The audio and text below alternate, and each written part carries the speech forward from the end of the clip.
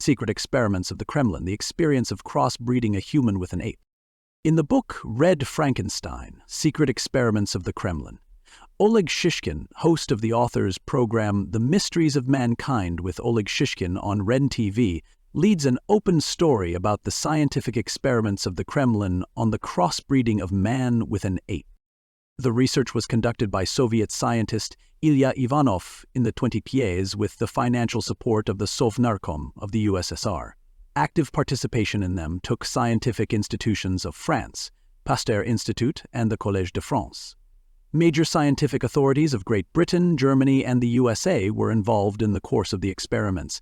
These people and organizations were to a greater or lesser extent responsible for the experiments of the Soviet scientist. Bulgakov's novel Dog's Heart has a real historical basis.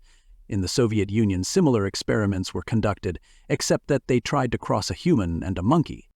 At the head of the operation Monkey Heart was Ilya Ivanovich Ivanov, Soviet biologist animal breeder, an expert in the field of artificial insemination and interspecific hybridization of animals. In 1910, speaking at the World Congress of Zoologists, the professor described the possibility of obtaining human hybrids with other primates using artificial insemination. Ivanov's initiative was supported by the Scientific Society of France and the USSR. The first successful experience took place in Conakry, Guinea, in 1927. Ivanov artificially inseminated 3 female chimpanzees with human sperm obtained from volunteers. After the operation, the biologist left Africa, taking with him 13 chimpanzees, including the 3 used in the experiment. On the way, it turned out that all 3 chimpanzees did not get pregnant, and one of them died. The remaining animals were sent to the new primate station in Sukhumi, Abkhazia, where in 1929, Ivanov attempted to organize the insemination of human women with chimpanzee sperm. The Sukhumi Experiments Planning Commission decided that at least 5 female volunteers would be needed for this research. You will learn how this story ended in the book. Before you is an excerpt from the book, where the author tells how the Kremlin took the news of Lenin's death, which became the starting point for a number of scientific experiments. In the evening of January 21, 1924, at 19 hours 30 minutes in the Kremlin, heard a sharp phone call.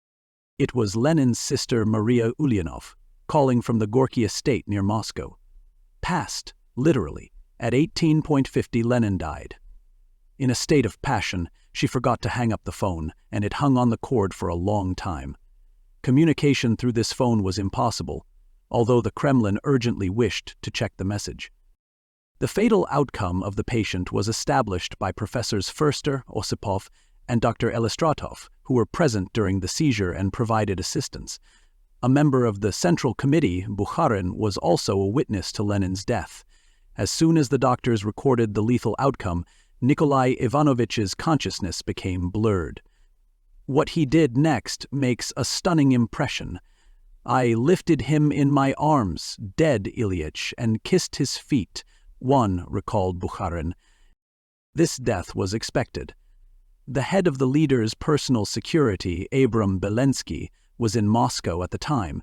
3 weeks after the incident, he recalled, "Immediately gathered the Politburo and decided to go to Gorky. Comrade Dzerzhinsky ordered to prepare a steam locomotive with 1 car at the Paveletsky railway station.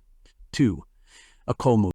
The head of the Moscow traffic department of the Ryazano-Ural Railroad, Konstantinov, formed an emergency train from the district service car, number 52, and the 4th-class car to the Gerasimovo Junction.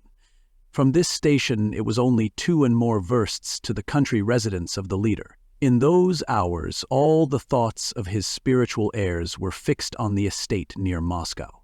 They sensed that there, where the pretenders to power would fly, everything would become clear. That is why the Kremlin nobility was afraid to miss the train which left Paveletsky station out of schedule. But one of the heirs of the deceased, Joseph Stalin, decided to get to Gorky separately, on a sled. This, he emphasized his special status. Stalin knew that he would be ahead of the train, the departure of which was scheduled only for 22 hours and 15 minutes. It was important for him to be the first to arrive at the body of the leader and catch the corpse still warm. Stalin was annoyed only by the fact that Bukharin was already present at the body, and this he did not forgive him.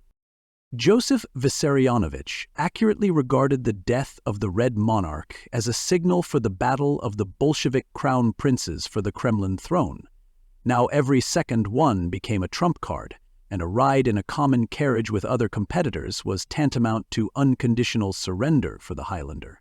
Felix Dzerzhinsky, head of the OGPU, arrived at Paveletsky station to see off the sad express train. That night he was dressed in a simple black sheepskin coat.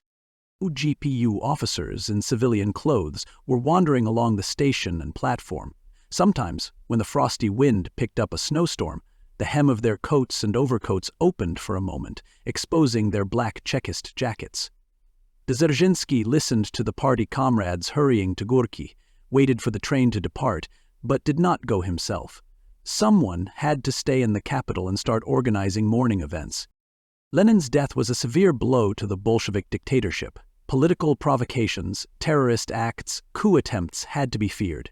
In the capital, strengthened security measures, the organization of security of the funeral train, Paveletsky railway station, and clearing the road from the Gorky residence to the railway station from snow was entrusted to Abram Belenky. He also had to ensure the passage of doctors for the autopsy of the corpse. The road from the station to the Gerasimovo train station and the vicinity of Goroky was cordoned off by Ozna's troops T-214. At night they were raised on alarm in the barracks near the Pokrovsky gate and without further explanation scattered all along the train route. The fighters stood literally every 100 meters. Bridges were under special control.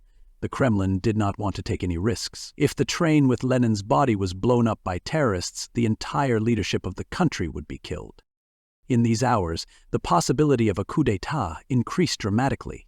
Additional patrols appeared in the capital, as if the horsemen of the apocalypse swept along the snow-covered boulevards of Moscow armed with pikes, gloomy mounted troopers, osnaz. The head of Lenin's guards, Abram Belenky, recalled, "When we arrived in Gorky, we found comrades Obuch and Weisbrod there, who arrived a few minutes after Vladimir Ilyitch's death. They had been summoned by Maria Ilyinichna when Vladimir Ilyich felt ill. There was already there Comrade Bukharin, who at that time was resting in the sanatorium Gorky. 3. The atmosphere in the night estate was hysterical. The leaders had long known Lenin's death was inevitable and close. They were even preparing for it.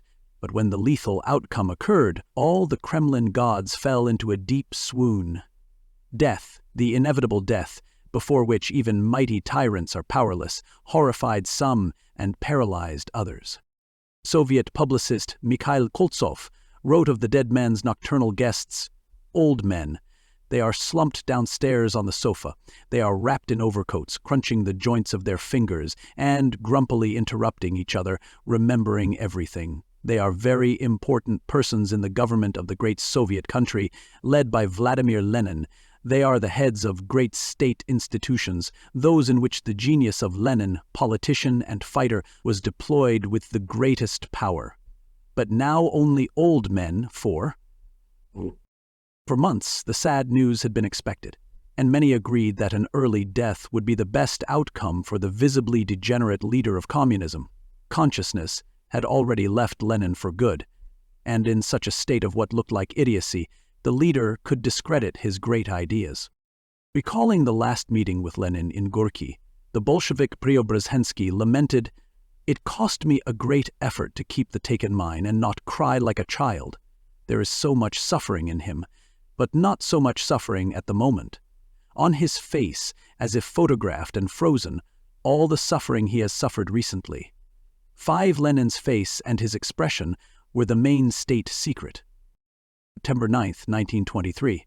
A few months before that night, the Ogonyok published an article by Mikhail Koltsov, Man from the Future, dedicated to the 5th anniversary of the assassination attempt on Lenin. With great doubts in the editorial office, decided to place a photograph of the leader in Gorky. Lenin's eyes were carefully, even crudely, retouched and strongly resembled false eyes. The artist also processed the mouth. But despite the greatest effort, Vladimir Ilyich looked in the photo Not an impeccable warrior for world justice, as Koltsov called him in his article, but a gloomy madman with a glazed gaze.